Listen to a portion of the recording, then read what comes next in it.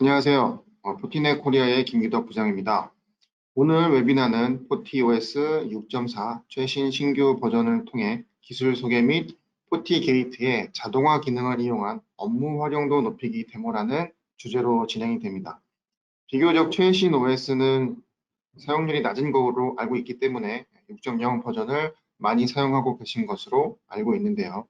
최신 OS 6.4 버전을 소개드리면서 보안 제품 관리에 대한 워크로드를 줄일 수 있는 방안에 대해서 같이 고민해 볼 수 있는 자리가 되었으면 합니다.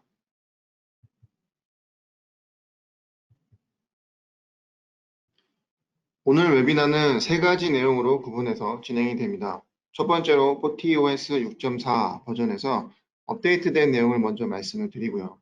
두 번째로 네트워크 프로세스, 즉 저희 용어로 MP7이라는 신규 에이지 하드웨어 칩에 대해서 말씀을 드립니다. 세 번째로는 데모 세션이고요. 포티OS에서 제공하는 오토메이션 기능을 통해 시스템 운영 워크로드를 어떻게 줄일 수 있는지에 대한 데모를 진행을 합니다. 그리고 마지막으로 Q&A 시간을 갖도록 하겠습니다.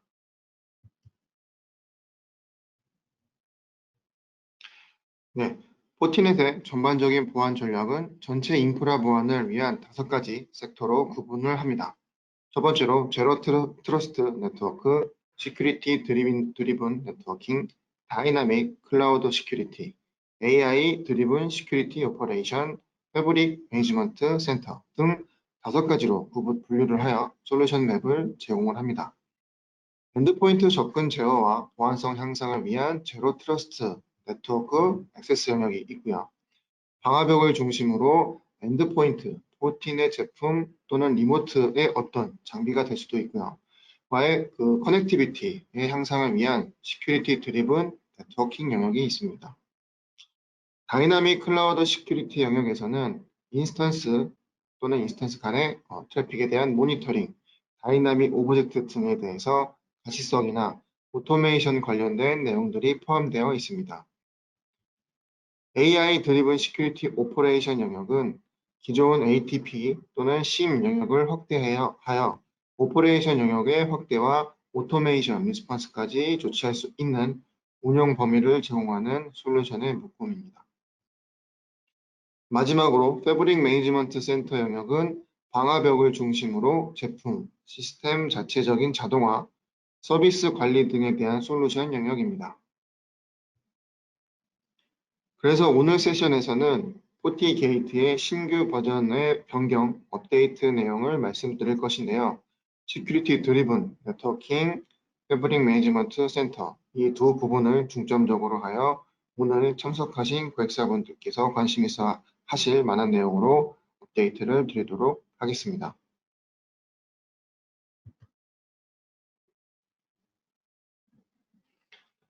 포티넷에서 의미하는 시큐리티 네트워킹은 네트워크 상의 수많은 호스트, 클라이언트, 서버들이 통신을 하고 있는데 보안 장비가 트래픽을 분석을 하거나 컨트롤 플레인끼리 정보를 주고받아 빈번하게 생성되고 삭제되는 엔드포인트들을 보안 정책화시킬 수 있는 개념입니다.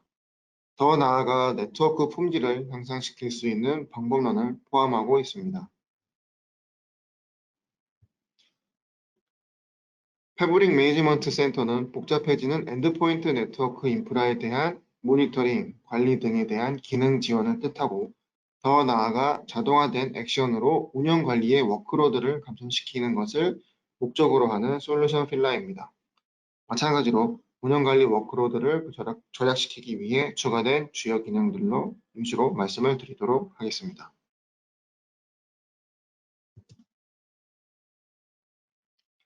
먼저 포티게이트 운영 체제인 포티OS 6.4에 업데이트된 몇 가지 기능에 대해서 말씀을 드리도록 하겠습니다. 업데이트된 기능 중 첫 번째로 말씀드릴 내용은 레이어 7 인스펙션에 관련된 내용입니다. 네트워크 환경이 꼭 보안 제품, 보안 장비만을 위해서 구성되지만은 않기 때문에 포티넷 방화벽에서도 여러 가지 운영 옵션을 제공을 합니다. 이번 6.4 버전에 추가된 내용으로 시메트릭 트래픽 플로우가 발생하는 네트워크 구간에서 UTM 기능을 적용하는 부분에 대해 업데이트가 되었습니다. 이 기능에 대해서 NAT 모드와 L2 모드가 약간의 차이점을 보입니다. 세션 테이블 정보에 오리지널 디바이스에 대한 정보가 기록이 되는데 이 정보를 참조해서 슬레이브 디바이스가 응답 패킷을 받게 되면 원래 디바이스로 리다이렉션을 해주는 방식입니다. 나트 모드에서는 별도 인터페이스를 통해 UDP 터널링으로 오리지널 디바이스로 리다이렉션을 하고 오리지널 디바이스에서는 레이어 7 인스펙션을 수행합니다. 반면에 L2 환경에서는 슬레이브 장비가 오리지널 디바이스의 맥 어드레스 정보를 확인을 해서 인입된 인터페이스로 리플렉팅을 하는 방식을 사용을 하게 됩니다. 가장 좋은 방화벽 구성 방법은 액티브 스탠바이 형태로 구성하는 것을 권고드립니다. 하지만 그러지 못한 환경에 대한 제약사항을 극복하기 위해 제공되는 추가적인 옵션으로 고려해 주셨으면 하는 부분입니다.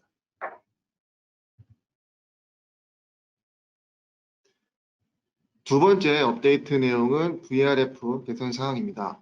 포티게이트에서 네이버 커넥션을 맺을 때 VRF 테이블을 각각 가져갈 수가 있고요. VRF 테이블 간의 VRF 간의 리킹 기능까지 포함을 시킬 수 있습니다. 기존 SD-WAN 구성의 경우 좀 더 다양한 라우팅 디자인과 네트워크 환경을 가져갈 수 있도록 세분화된 구조를 제공하도록 개선이 되었습니다.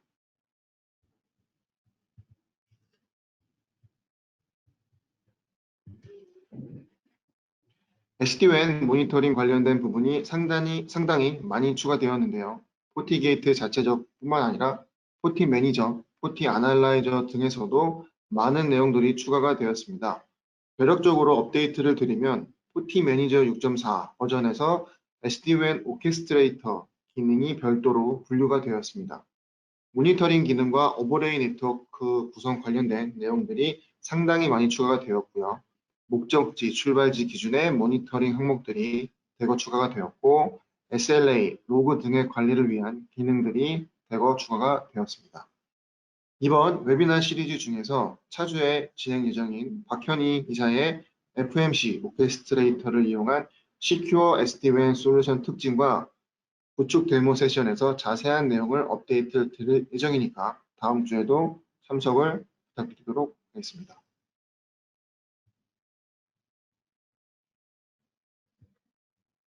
앞서 말씀드린 부분은 포티 매니저라는 제품에서 개선된 부분이었고요. 포티 게이트 자체적으로도 GUI, 모니터링 부분이 개선이 되었습니다. GUI의 SD-WAN 페이지는 SD-WAN 설정을 단순화하도록 업데이트가 되었고요. 새로운 차트 및 모니터링 기능도 추가되었습니다. DNS 프로토콜은 이제 퍼포먼스 SLA에서 지원되는 기본적인 프로토콜로 제공이 됩니다.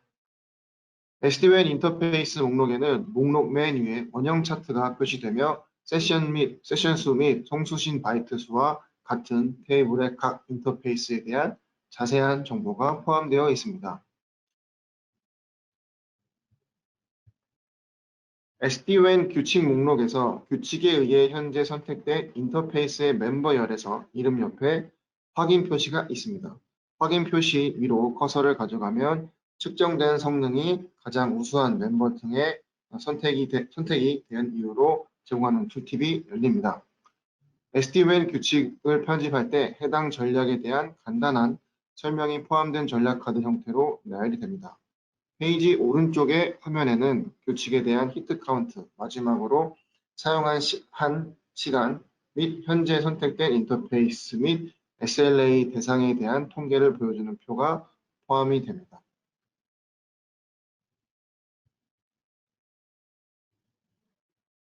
그 다음으로 오토메이션 스티치 기능이 추가되었습니다. 오토메이션 스티치 기능은 기존 6.2 버전부터 주기적으로 설명을 드렸던 부분인데요. 이 기능을 운영 자동화를 통한 툴로 활용할 수 있는 기능들이 추가가 되었습니다. 대표적으로 CPU 메모리 사용률을 기반으로 한 트리거가 적용이 될 수 있는 기능이 추가가 되었고요.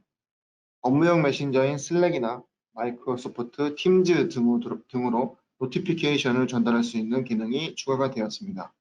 그리고 인커밍 웹훅 API가 오픈이 되어서 상호 간에 연동이 될 수 있는 API 인터페이스가 개통이 되었습니다.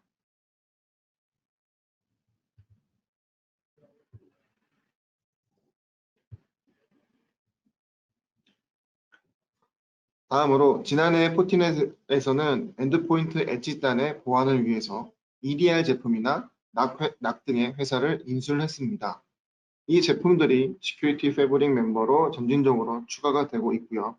포티낙 제품이 이제 6.4 버전에서 시큐리티 패브릭에 추가가 되었습니다. 포티낙에 대한 정책을 포티게이트를 통해 배포를 하고 수행하게 됩니다. 포티낙 하위의 엔드포인트 정보를 포티게이트 방화벽에서 수집을 하게 되고 방화벽에서는 해당 엔드포인트에 맞는 보안 정책을 가져갈 수 있습니다. 장치가 추가되어 인증된 후에는 포티게이트 토폴로지 보기에서 포티낙 등에 로그인할 수가 있게 되고 시큐리티 패브릭에 포티낙을 추가하려면 특정 라이센스 조건이 필요한 부분이 있습니다. 자세한 내용은 포티넷과 상담을 통해 확인 부탁드리도록 하겠습니다. 그 다음으로 시큐리티 패브릭으로 연결되는 모든 방화벽에서 오브젝트를 동기화하는 기능이 업데이트 되었습니다. 데이터 센터 환경보다는 오피스 네트워크나 본사와 지사, 본사와 점포 등에 구축된 경우 효율적으로 사용될 수 있을 것 같습니다. 지사 등이 많은 경우 본사의 주요 네트워크 대역이나 액세스 제어가 필요한 주요 서비스들에 대해서 일괄적인 동기화 기능을 제공을 합니다. 예를 들어 시큐리티 패브릭이 활성화되면 주소, 서비스 및 일정과 같은 다양한 개체가 기본적으로 업스트림 포티게이트에서 모든 다운스트림 장치로 동기화가 됩니다. 방화벽 개체의 동기화 마법사는 동기화를 시키지 않은 개체를 식별을 하고 충돌을 해결합니다. 동기화되지 않은 개체는 GUI에서 노란색으로 감지 표시가 됩니다. 이 예에서 알림 아이콘은 방화벽 개체가 패브릭의 모든 포티게이트와 동기화되지 않았다는 메시지를 표기를 합니다. 토폴로지 트리에서 브랜치 오피스 2번은 동기화되지 않았기 때문에 노란색으로 강조 표시가 되었습니다. 마지막으로 추가된 내용 중에 특정 어플리케이션의 특정 파라미터를 추가할 수 있는 조건을 추가할 수 있는 내용을 소개해 드리도록 하겠습니다. 예를 들어 페이스북을 제어하면서 특정 페이스북 페이지나 그룹, 어플리케이션을 별도로 제어할 수 있는 기능이 추가가 되었습니다. 이를 통해 좀 더 세부적인 어플리케이션 제어를 제공합니다. 여기까지 포티OS 6.4 버전에 신규로 추가된 주요 기능에 대해 업데이트 드렸고 이 기능들의 활용 방안도 몇 가지 소개를 드렸습니다.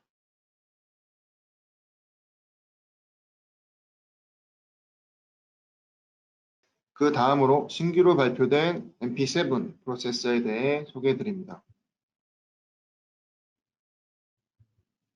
오늘 웨비나에 참가해 주신 고객사 분들께서 포티넷 방화벽을 선택해 주시고 활용하고 계신 주요 이유 중에 하나가 가격 대비 높은 성능이라고 이해를 하고 있습니다. 지금 사용 중인 방화벽에는 MP6 6세대 가속 칩이 탑재되어 있습니다. 이번에 MP7 칩이 새로 발표되면서 방화벽의 성능이 한 단계 더 업그레이드 되었습니다.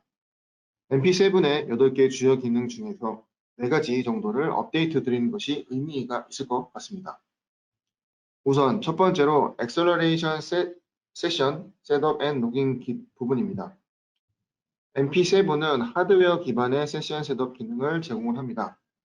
최대 2밀리언 CPS까지 한 개의 MP7 칩에서 처리가 됩니다. 기능적으로 켜고 끄고 하는 형태로 제공이 되고요. 약간의 별도 라이센스 비용은 발생할 수 있습니다. 마찬가지로 로깅 부분이 상당히 시스템 리소스를 많이 차지하는 부분 중에 하나인데 로그에 관련된 부분도 하드웨어 기반으로 처리가 되어집니다. MP7을 탑재한다고 해서 모두 이 가속 기능을 제공하는 제품은 아닙니다. 그렇기 때문에 이 기능을 고려하시는 고객분들께서는 포티넷과 상의를 부탁드리도록 하겠습니다. 두 번째로 프래그먼트 관련된 지원 부분입니다.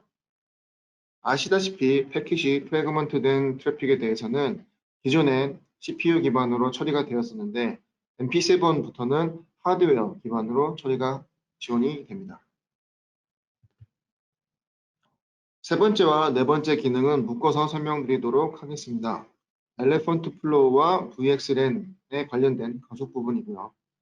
엘레펀트 플로우는 세션 1개에 25GBps 또는 40GBps 등의 대용량 트루풋이 발생시키는 플로우를 의미를 합니다. 실제로 대용량 파일 백업, 데이터베이스 방화벽 등에서 요구사항을 접할 수 있었습니다. 기존 MP6의 최대 처리 용량은 칩 하나당 40GBps인 반면에 MP7의 최대 처리 용량은 칩 하나당 200GBps이고 연결되어 있는 내부 인터페이스 버스의 대역폭도 100GBps가 연결되어 있습니다. 따라서 대용량 트래픽 전송에도 트래픽 저하, 트래픽 방해 없이 플로우를 처리할 수가 있습니다. 마찬가지로 VXLAN 가족과 같은 경우는 리프, 스파인 구조에서 오버레이 네트워크를 구성하기 위한 기능으로 활용될 수 있습니다. 해당 시나리오는 이후 장표에서 계속 설명드리도록 하겠습니다.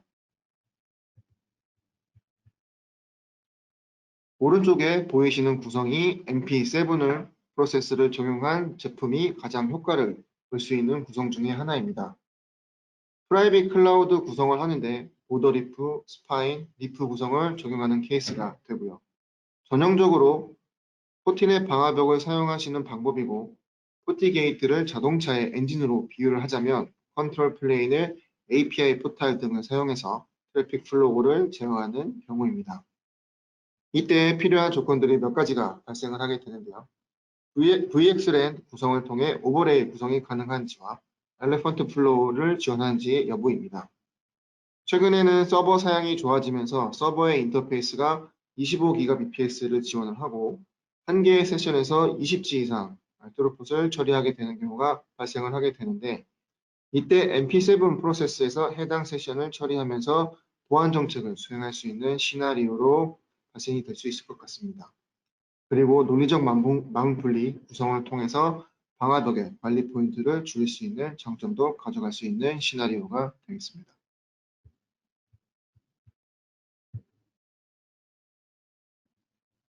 MP7이 탑재된 제품은 현재까지 2개 제품이 런치가 되었습니다.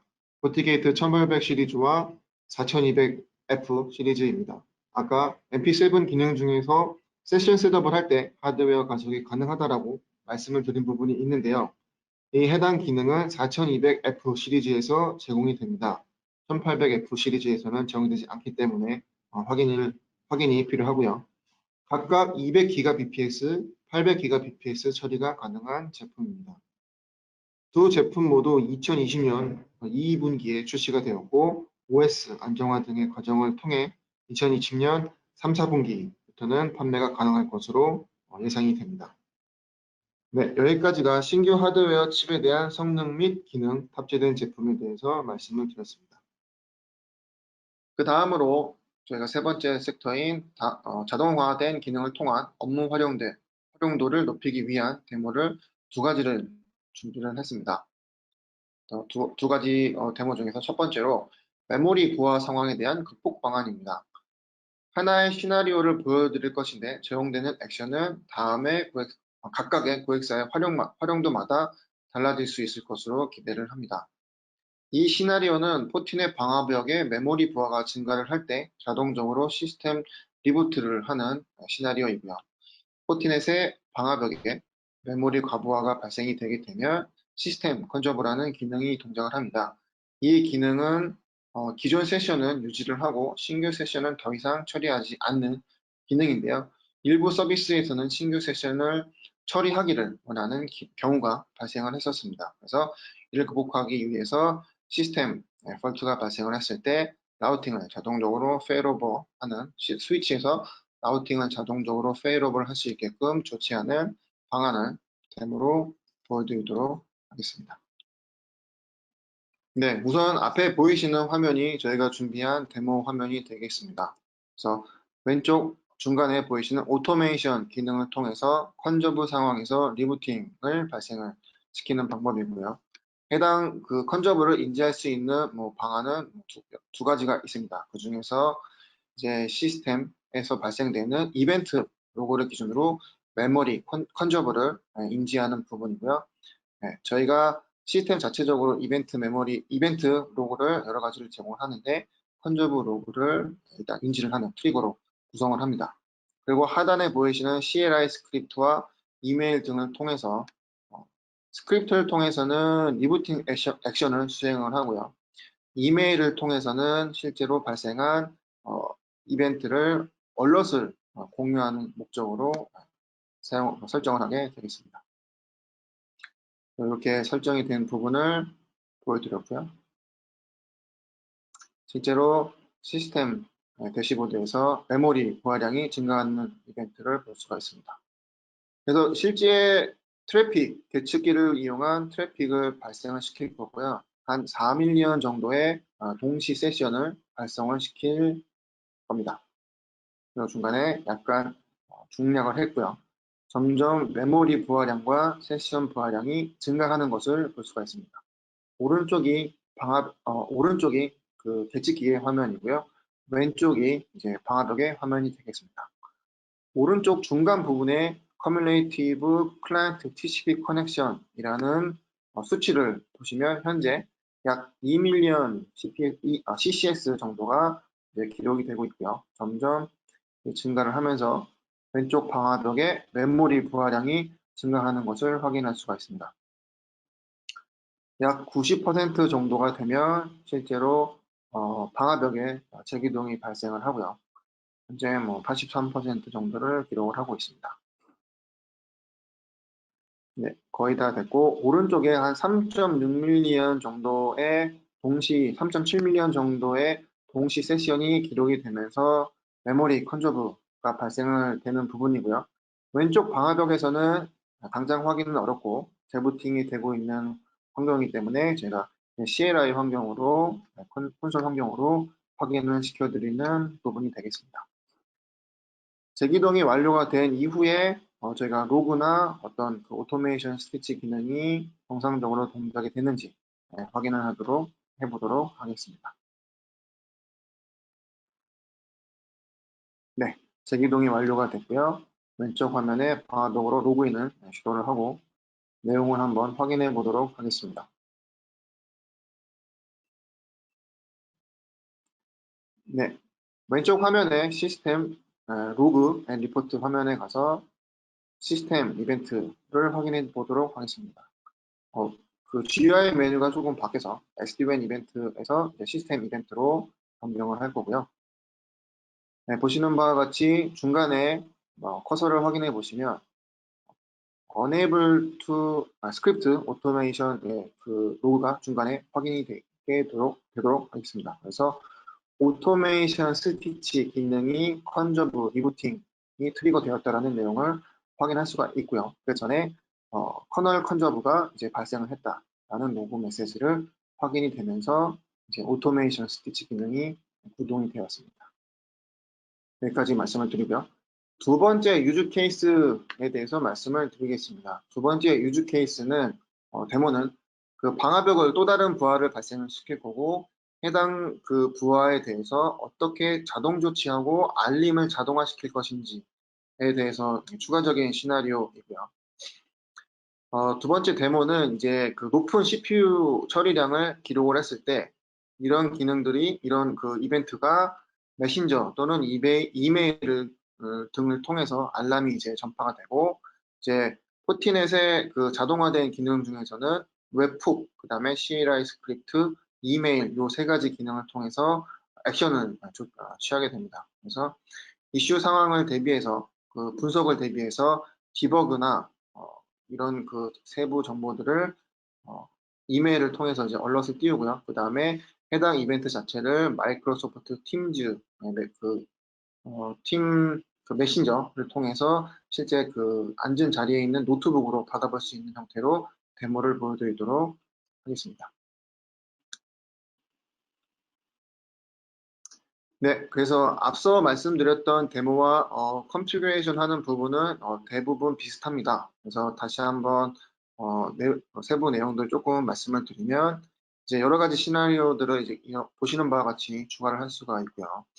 네, 트리거에서 특징적인 것은 이제 웹훅 인커밍이라는 부분이 있습니다. 이 웹훅 인커밍은 이제 외부에서 방화벽을 트리거시킬 수 있는 그 API 오픈이 되어 있는 부분입니다. 그다음에 오토 하이 CPU라는 부분으로 이제 그 오토메이션 액션을 사전에 컨피그레이션을 했습니다. 그래서 하이 CPU라는 이벤트를 만들어 놓고요. 이 부분은 이제 CLI를 통해서 만들 수가 있는데 메모리와 CPU에 관련된 이벤트는 CLI 설정을 통해서 신규로 조금 추가가 필요합니다.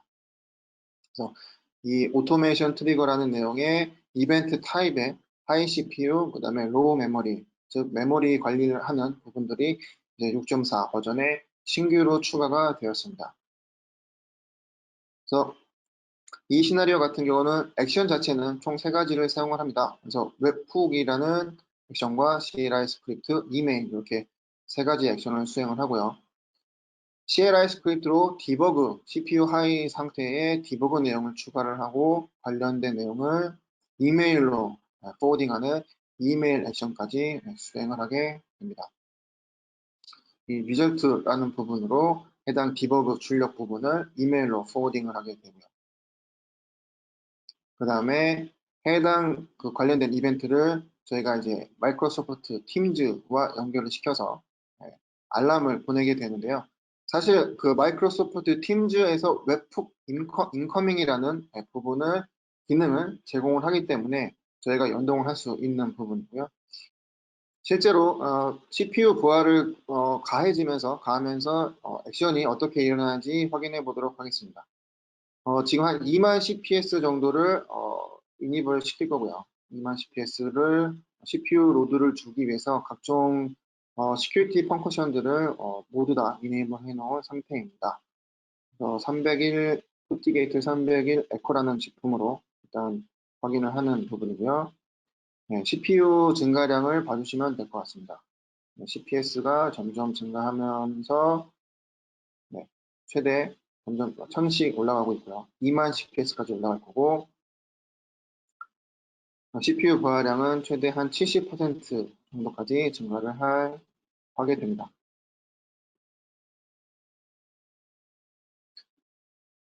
앞서 보이는 그 CPU 부하량에 대한 그 유시지는 1분 단위로 리포트가 됩니다. 그래서 당장 이제 뭐 72%가 기록이 됐다라고 하더라도 당장 이벤트 얼럿이나 알림이 발생을 하진 않고요. 저희가 약간의 시간은 소요가 됩니다. 왜냐면은 순간적으로 스파이크 치는 시점에 어떤 그 이벤트들이 모두 그 알림으로 기록되면은 사실은 그 약간 업무에 불필요한 그 부하를 줄 수 있기 때문에 저희가 1분 단위로 일단 그 로그에 기록되는 걸 기준으로 오토메이션 기능이 동작할 그런 구성이 되어 있고요. 지금 오른쪽 화면에 그 프로그레스 바가 한 45% 정도까지 진행이 되면 실제로 이벤트가 발생하는 것을 볼 수가 있습니다. 노란색 하이라이트된 로그 아래 CPU 유시지가 71%까지 리치됐다는 것을 볼 수가 있고요. 그 우측 상단에 보시면 마이크로소프트 팀즈 쪽으로 방화벽이 API를 구동을 시켜서 알림이 구동된 것을 볼 수가 있습니다.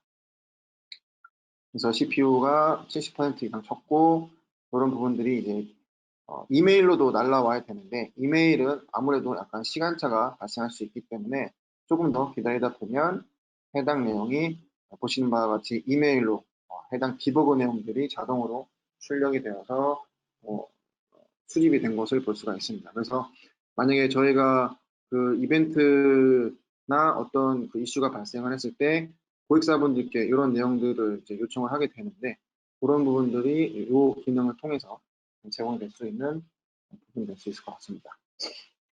그래서 그 조금 마무리를 하게 되면 저희가 좀 3가지 내용을 말씀을 드렸고요. 첫 번째로 FortiOS 6.4 버전에서 업데이트 내용을 먼저 말씀을 드렸고요.